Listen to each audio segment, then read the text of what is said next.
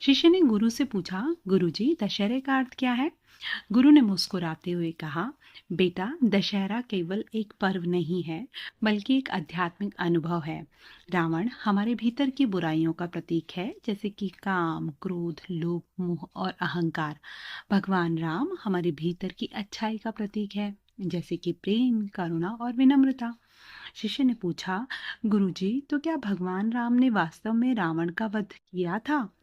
गुरु ने कहा, नहीं बेटा, भगवान राम ने अपने भीतर के रावण को मारा था। उन्होंने अपने क्रोध, लोभ और अहंकार को दूर किया था और प्रेम, करुणा और विनम्रता को अपनाया था।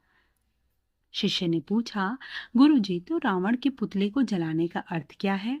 गुरु ने कहा, बेटा, रावण के पुतले को जलाने का अर्थ है कि हमें अपने भीतर की बुराइयों को जलाना चाहिए और अच्छाइयों को उभारना चाहिए। इससे हम अपने जीवन में शांति और सुख प्राप्त कर सकते हैं। शिष्य ने गुरु की बातें सुनकर आध्यात्मिक ज्ञान का अनुभव किया और अपने जीवन में इसका पालन करने का संकल्प लिया। गुरु ने शिष्य को आशीर्वाद देकर कहा, बेटा, तुम भी अपने भीतर के रावण को मारकर भगवान राम की तरह बनो।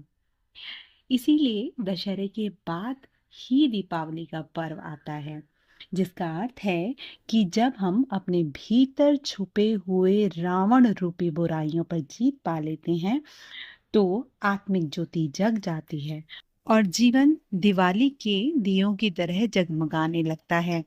भीतरी अंधेरा मिटने के बाद ही बाहर रोशनी आती है। इसीलिए दशहरे के बाद दिवाली आती है।